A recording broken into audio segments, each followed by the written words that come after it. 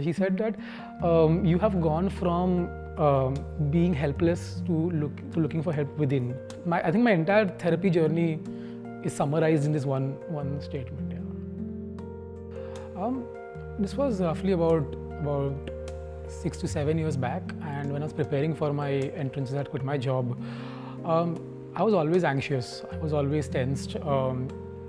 Somehow, I don't know.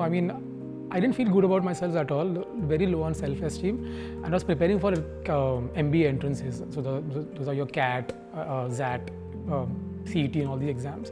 And one thing that I constantly noticed was I would always look at negatives of things. Whatever is happening around me, I would just focus on the negatives and didn't feel good inside. Swiggy, Zomato was, I think, pretty rampant when I think in early 2018, 2017, they had just come. So I used to order left, right, center when I was I wanted to eat. And when I used to not feel hungry, but still I used to eat a lot. Just stuff myself up, And sometimes I would just not eat for like days, not days, but like one entire day I've not eaten. Or eaten like pretty less, barely anything. I think I was at one point I was 124 or something. So it used to feel like the weight was, it was humongous, and then I would just go into that whirlpool again and again and again. There's massive mood swings used to happen. Or feel always low, always sleepy, didn't want to work I would sit and work, but my mind was somewhere else. Always tensed. And I would also get very angry. Would also probably not. And I was at home because I had quit my job. I was at home. So I would really fight with my mother a lot. I was thinking something is missing, something is not going right, and always had that feeling. My parents, I don't know how they were open. I just told them that I need to meet a psychiatrist because I think it's a mental health issue or I'm not feeling good. They didn't question this, and we directly, and my dad was like, okay, fine, you'll meet the psychiatrist. And actually one of my friends had asked me to meet this one person. So we went there, and he's like, okay, you have anxiety, you have this, you have that. Okay, fine, ABCD symptoms, take ABCD. And and he charged me a bomb. And then I think my dad suggested, okay, let's go and meet our family doctor and ask him for opinion. So then he directed me to my first psychiatrist, and that's how I got detected with anxiety, and I was on the medication for about good 3-4 months till I joined my MBA. Sometimes when I used to feel a bit anxious, I used to have a couple of, I forget the name of the medicines, but then I would call them and ask my psychiatrist that, okay, this is the. But post MBA, I graduated in 2020, and it was obviously COVID struck in March. I graduated.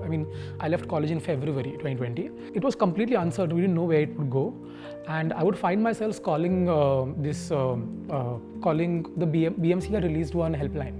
So I used to find myself calling them in the evening, and that's how I kind of stumbled upon. I kind of reconnected with therapy. My psychiatrist also told me that therapy is something that you should consider, because I think we can work till a certain point, but not beyond that. Every time I would go to a therapist, and it would within a few 3-4 sessions I would realize this is not working out for me. Somehow the process is not right. Somehow I'm not able to vibe with therapists. So yeah, I worked with 3-4 therapists, and then I landed. Then I started working with Nikita. A lot of my friends, I've directed a lot of people to therapy, to therapists in general, and a lot of them give up after the first or the second therapist, because they say that therapy is not for them. But I think finding a right therapist is also really important. It's actually very close to finding a match that you would like to date or whatever. But yeah, that is how it is. So it might not be right the first time. It might be right the first time. You never know. So, but keep at it. And I had no questions in my mind that I wanted to work with a therapist.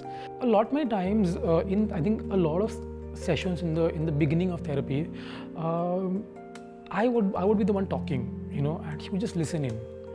I think at times that just helps. When we are going through that journey, or we are going through our day-to-day life, we don't see a third POV. I think even sometimes our friends do, our parents do, but they have a very limited, because there is a vested interest in you because they are your friends. They want to tell you good stuff. But I think she brings in a third perspective that I have never thought about. It's an extremely safe space, and it has always been like that. I've never felt an ounce of judgment. I've never felt an ounce of, like I've never felt discomfort. Initially, we used to do a lot of sessions every week, sometimes 2 sessions per day we used to do. But now it has come down. One tool that I follow is this 5-4-3-2-1 technique. So basically, when you feel, I practically do it before every meeting. When I'm entering the meeting room, I'll just I'll pull back a minute and it's called 5-4-3-2-1. So you point 5 things that you can see, 4 things that you can feel on your body, 3 things that you can hear, 2 things that you can smell, and 1 thing that you can taste. And then take 5 deep breaths and calm down. Sometimes you're really busy during the day, you don't know how, and then you enter a meeting and then you're completely clueless. Ki yaar kya bol? What is the meeting about? And then when I started using this, I came back to the present. That okay, I'm here now. Let's just work together as it. And it has really helped me in any situation. He said that you have gone from being helpless to looking for help within. I think my entire therapy journey is summarized in this one statement. Yeah. When my mental health started getting better, it translates into other parts of your life. I mean, this is a very welcoming space. I feel pretty calm. I don't know. I mean, it just puts you at ease. The entire space here just puts you at ease. When you're new to therapy, it might come across as something that, oh my God, how much you're spending. I know friends who buy 15,000 worth of shoes. I don't want to. I'm happy in whatever I wear or other clothes. So I mean, it's really what is important for you. Honestly, I feel. For me, working on myself is important to me. With time, I realized the importance of it because I really started seeing changes in me. There is this, it's a movie that I really love called English Winglish. And usme in the last scene, she says, "Thank you for making me feel good about myself." If you think that you're not feeling good about yourself and you want to feel good about yourself, this is a good first step towards, kind of improving your current situation. Yeah.